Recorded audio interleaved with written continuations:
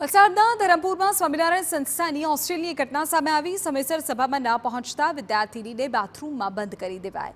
કલાકો સુધી બાથરૂમમાં બંધ વિદ્યાર્થીનીની તબિયત લથડી હતી। હોસ્ટેલ સંચાલકોની બેદરકારી સામે વિદ્યાર્થીનીનો પરિવાર હવે આરોપ લગાવી રહ્યો છે કે જો સમયસર હોસ્પિટલે ન લઈ જવાનો પરિવારે આરોપ લગાવ્યો છે।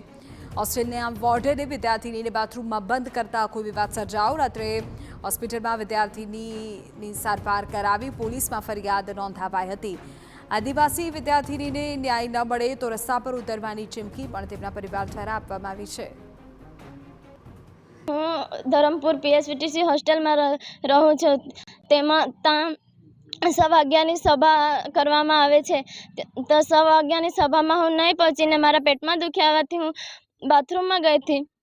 મારી વોર્ડન પણ બાથરૂમમાં હતી।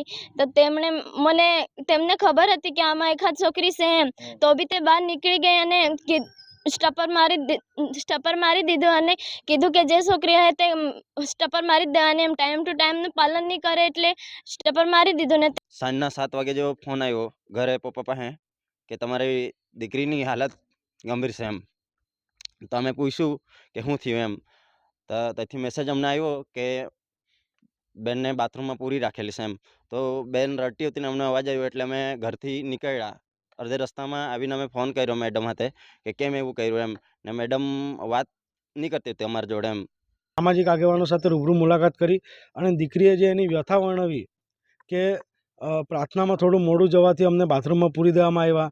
ત્યારબાદ હોસ્ટેલના વોર્ડન દ્વારા કહેવામાં આવે છે કે કંઈ બી થશે તો જવાબદારી અમારી રહેશે નથી। એ કેટલું યોગ્ય? જે બાબતની આજરોજ અમે રૂબરૂ મુલાકાત કરી અને ધરમપુર પીએસઆઈ શ્રીને પણ અમે રજૂઆત કરી છે।